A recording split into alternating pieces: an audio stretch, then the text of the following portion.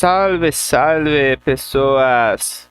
Voltamos para mais uma aula de domótica, onde hoje vamos novamente analisar aí sistemas de controle de acesso. Então, estou preocupado com a sua segurança. Afinal de contas, hoje nós vamos analisar como que a gente vai dar a autenticação, a primeira etapa desse controle de acesso, dessa sua segurança, segurança da sua casa, da sua empresa, do seu comércio, onde quer que seja.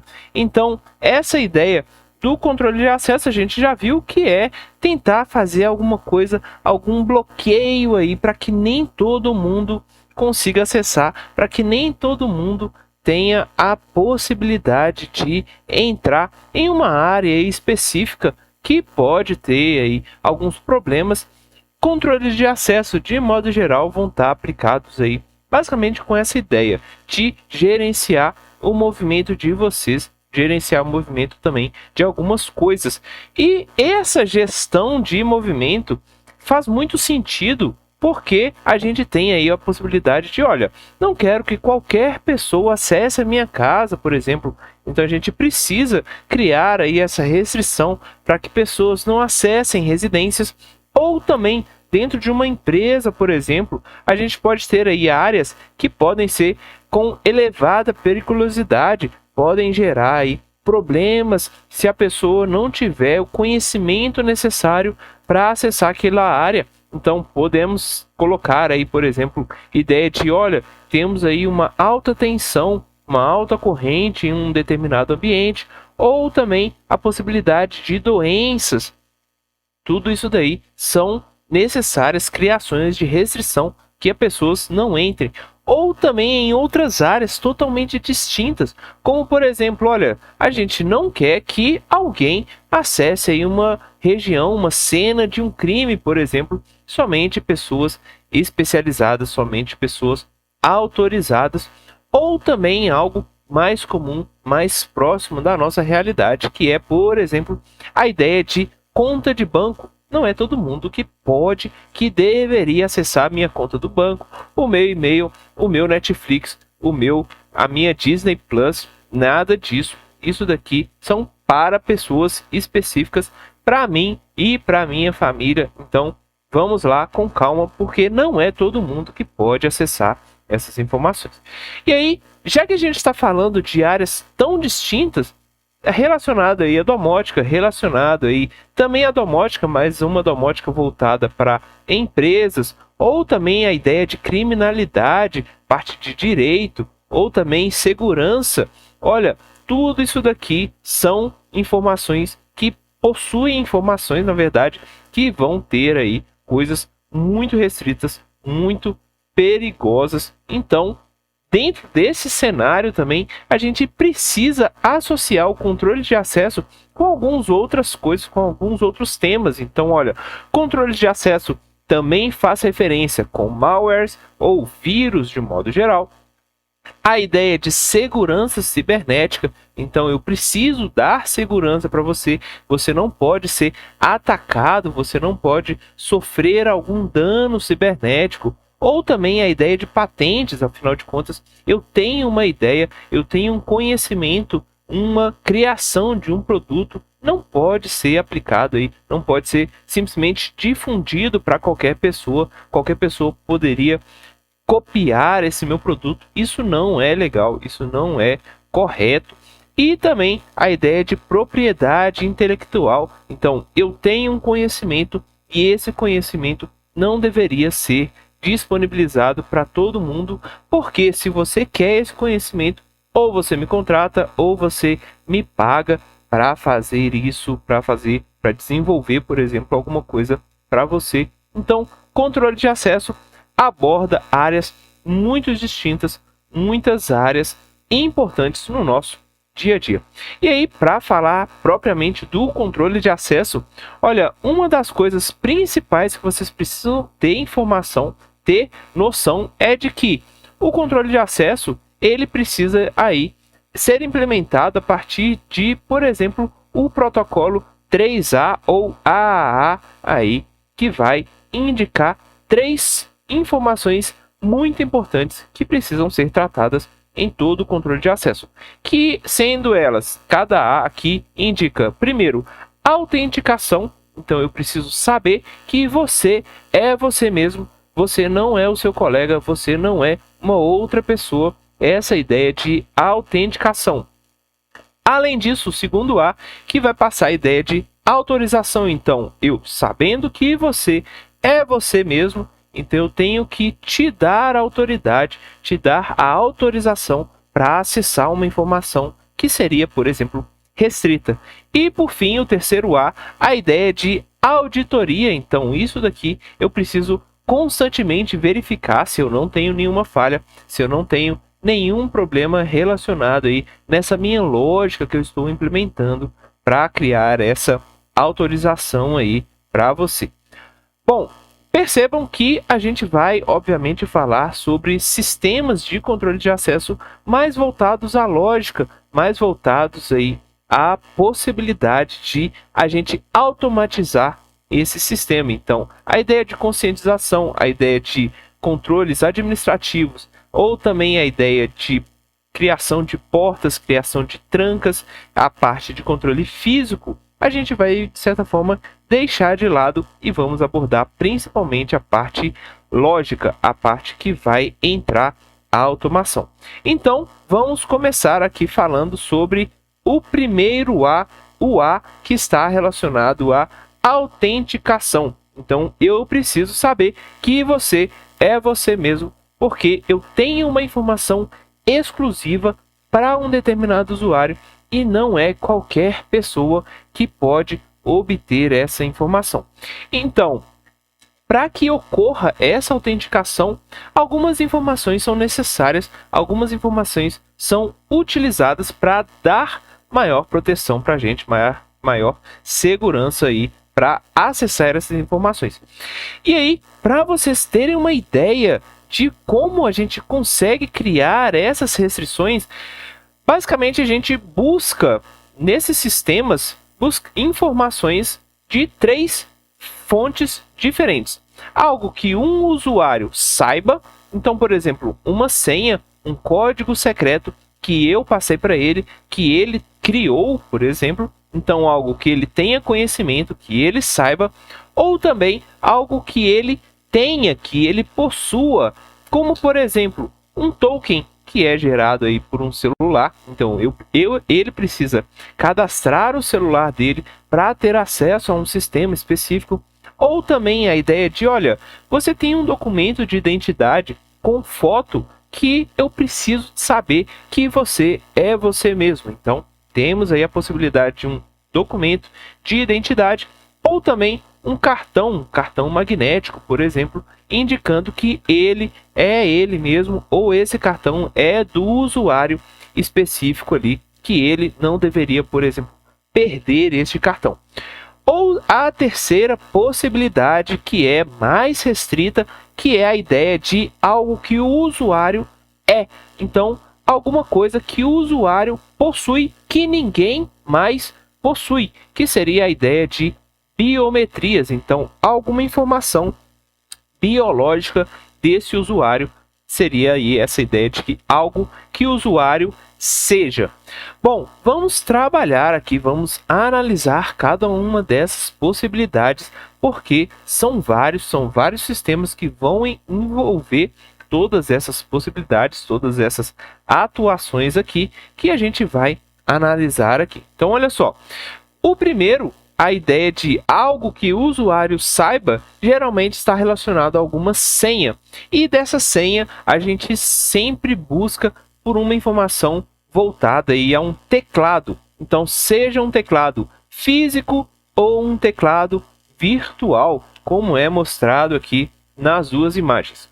Bom, percebam que essa informação, essa ideia de algo que esse usuário saiba, é facilmente burlada, é facilmente passada aí para outras pessoas, mas também é uma das formas mais fáceis de serem implementadas. Afinal de contas, eu simplesmente falo para o usuário criar uma senha e ele vai ter que memorizar aquela senha. Se por um acaso alguém diferente desse usuário obtém essa senha, eu posso simplesmente falar, olha, você não guardou a senha da forma correta. Então, uma outra pessoa obteve essa sua informação, a culpa é sua. Bom, obviamente não é dessa forma, mas percebam como que esse formato de segurança é relativamente fácil de ser burlado. Então, mostro aqui para vocês uma evolução de como que aconteceram algumas dessas informações, algumas dessas seguranças,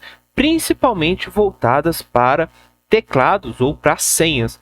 Então, a primeira, inicialmente aí, temos aí uma senha que é basicamente indicada por caracteres, onde esses caracteres estavam sendo colocados num formato fixo. E aí a gente tem, por exemplo, num teclado físico, eu sei que cada posição é definida aí em um determinado local. Então, se uma pessoa digita aquela senha e tem alguém, por exemplo, observando a pessoa, o usuário, digitando a senha, então essa pessoa naturalmente vai conseguir criar, vai conseguir replicar essa senha. Então, temos aí uma possibilidade de burlar esse sistema. Bom, e aí, quando a gente passa para a utilização de teclados virtuais, uma das possibilidades que são colocadas é, olha, vamos misturar os caracteres. Então, ao invés de simplesmente colocar 1, 2, 3, 4, 5, 6 na ordem de uma calculadora normal, a gente mistura aí, coloca o 9 no lugar do 3, o 5 no lugar do 7 e assim por diante. Então, temos a possibilidade de misturar estes caracteres e, por fim, a gente tem também, como foi mostrado na imagem anterior, a ideia de que, olha, um botão ele tem mais do que uma opção, ele tem diversas possibilidades, diversas opções para que esse usuário, quando for digitar aquela senha, alguém que, por exemplo, esteja observando não consiga, por exemplo, replicar, porque da próxima vez que ele tentar acessar aquela senha, esses nossos caracteres vão estar todos misturados novamente. Bom, neste caso, principalmente voltado aí a uma senha, a um controle lógico, a gente tem uma das principais formas de burlar esse sistema é a partir do mouse tracker ou do keyboard tracer. Bom, qual que é a ideia desses dois cenários, desses dois softwares? Basicamente, o mouse tracker, ele vai copiar, ele vai me passar as informações de onde que seu mouse está passando. Então, ele vai rastrear o mouse. E o segundo caso é rastrear todas as informações que são colocadas aí pelo teclado. E vocês podem pensar o seguinte, por que uma pessoa, por exemplo, instalaria dentro do computador alguns desses softwares? Isso é algo relativamente ilógico. Não é. É o mais comum de acontecer com pais que criam esse formato de controle para, por exemplo, analisar o que os filhos estão fazendo ou o que os filhos estão conversando aí na internet. E muitas vezes esses softwares possuem aí um cavalo de Troia ou algum outro tipo de vírus que vai passar também essa informação para ladrões, para pessoas que estão com as pessoas que vão atuar de forma maliciosa. Então, algo que num primeiro momento era voltado também à segurança, por exemplo, dos filhos, a gente passa a ter uma perda de informação. Bom, e aí, baseado nesse cenário, uma das formas de se melhorar a segurança nesse cenário foi, olha, vamos então, quando um usuário estiver em um site específico digitando a senha, a gente vai basicamente piscar a tela, vai fazer com que a tela fique branca quando esse nosso usuário, quando esse nosso sistema for clicado aí em uma senha específica. Então, como soluções, os ladrões aí, as pessoas que têm má índole, elas passaram a filmar a tela com esses mesmos softwares ou com softwares bem parecidos. E aí, como resultado final, a maioria dos sistemas que temos hoje está aí pedindo a autenticação por 2 etapas ou por 2 fatores. Lembrando que esses 2 fatores também estão relacionados à autenticação dessa nossa senha, para saber que a pessoa é ela e não é uma outra pessoa que não teria a autorização. Bom, a segunda possibilidade que a gente tem com algo que o usuário tenha é a ideia principalmente relacionada a cartões, sejam aí cartões ópticos, no sentido de leitura, por exemplo, de código de barra, a leitura por cartões magnéticos, aqueles cartões que têm uma tarja preta no verso do cartão, ou também a ideia de smart cards que tem aquele chipzinho que tem um microprocessador e uma memória embutida, ou também a ideia dos cartões que atualmente a gente tem com maior utilidade, que são cartões com RFID, que é aqueles que a gente consegue, por exemplo, pagar basicamente aproximando o cartão da maquininha. Bom, nesse cenário a gente tem, primeiro, o cartão magnético e o cartão óptico, eles são extremamente complicados de serem trabalhados. Porque qualquer tipo de sujeira, qualquer desgaste, qualquer risco, ou no caso do cartão magnético, se esse nosso cartão for desmagnetizado, se a gente, por exemplo, raspar um ímã perto dele, ele vai acabar perdendo a possibilidade de transmitir essas informações. Então, temos aí relativamente algo problemático para a gente, problemático para essa autenticação das informações. No caso do cartão magnético, só para vocês terem uma ideia, aquela tarja preta, na verdade, vai conter aí 3 linhas de partículas de ferro que carregam as informações desse cartão. Ou seja, se por um acaso vocês jogarem fora, basicamente amassando o cartão, olha, as informações ainda estarão ali. Então, cada pedacinho pequeno dessas 3 linhas, dessas tarjas, nossa, então cada pedacinho pequeno ainda possui essa informação. Então, é um cartão relativamente perigoso quando vocês forem descartar.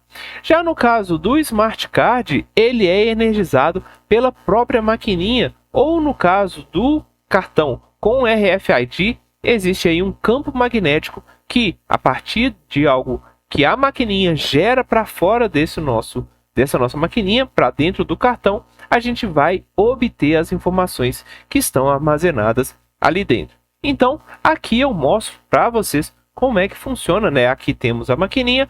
Essa maquininha, ela gera um campo magnético para esse nosso cartão, que ele depende aí de uma antena, e ao colocar essa antena, esse nosso cartão passa as informações de volta para a maquininha. Então a maquininha consegue observar aí, consegue detectar tudo aquilo que está sendo colocado aí no cartão.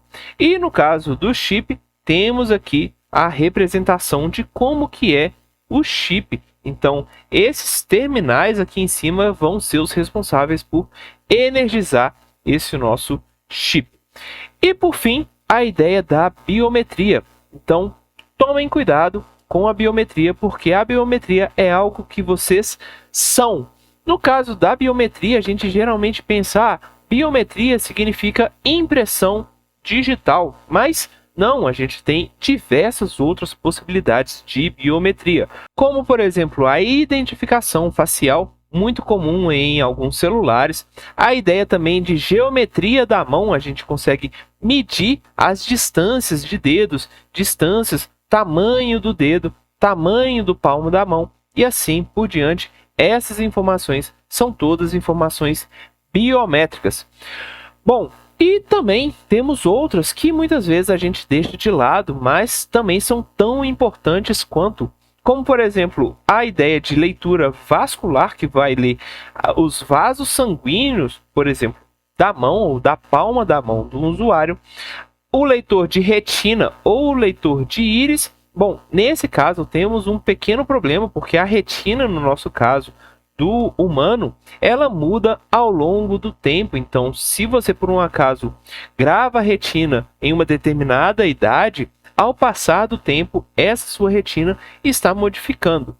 Então, essa retina a gente vai fazer a leitura de padrões baseado aí no reflexo de uma luz que é emitida no próprio olho, e aí baseado nesse reflexo do olho, a gente consegue detectar alguns padrões, detectar que você é você. Bom, outra possibilidade é o reconhecimento de voz, que vai depender aí do timbre, e também a ideia da caligrafia. Então, olha, se você tem uma letra aí bonita, como essas runas, a gente vai conseguir observar, vai conseguir saber se você é você mesmo, basicamente a partir de forma da escrita, a pressão que você aplica no papel, por exemplo, a grossura do traço, o tamanho das letras e assim por diante. Bom, percebam que cada sistema tem um problema, cada sistema vai ter uma possibilidade maior, de maior restrição para o acesso dessa pessoa. Mas, principalmente na biometria, eu gostaria de indicar uma informação, uma relação muito importante, que é a ideia de quantos dados eu preciso pegar para quantos dados que vão ser realmente necessários para que a gente tenha um sucesso da autenticação. Afinal de contas, a gente sabe que a biometria, por exemplo, a impressão digital, ela é pessoal. Não tem duas pessoas que teriam as mesmas informações.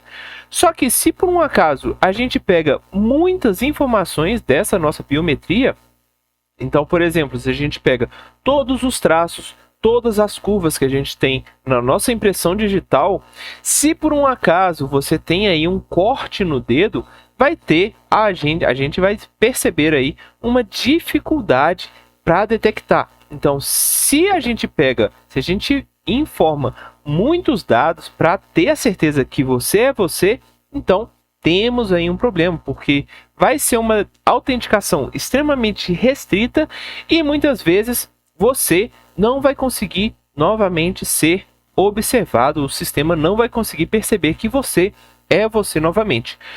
Outra possibilidade é a gente simplesmente pega poucas informações, poucos dados para fazer essa autenticação. Nesse caso, a autenticação vai ser relativamente fácil de ocorrer.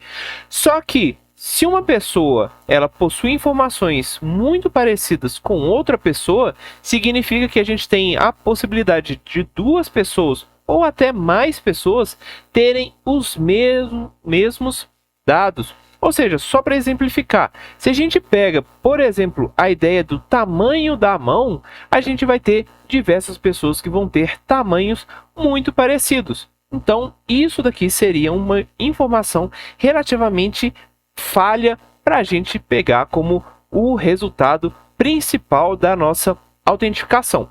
Ou o outro caso, se a gente pegar aí uma impressão digital com muita informação, se por um acaso você está lá comendo aquela coxinha tudo gordurosa, a gente vai observar esse sinal todo misturado, todo bagunçado, e isso vai ser problemático para o sistema perceber que você é você. Então a gente tem que sempre criar aí um meio termo para verificar se vai ser muito restrito ou se vai ser muito fácil de autenticar as pessoas.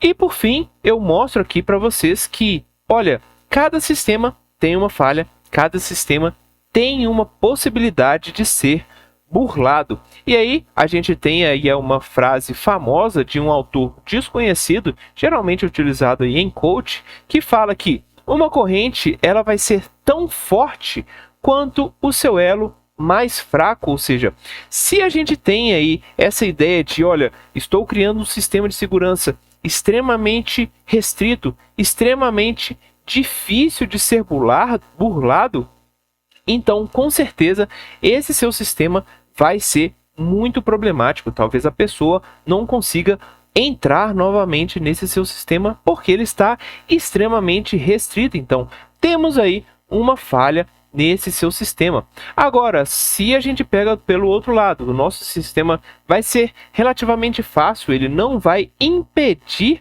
que pessoas acessem o ambiente, temos novamente uma falha, porque podemos aí ter algo extremamente fácil de ser burlado, que não transmite nenhum tipo de segurança para a gente. Isso também é problemático. Beleza, gente? Bom, hoje foi muita informação, mas vamos dar continuidade porque tem muita coisa importante aí de controle de acesso. Até a próxima!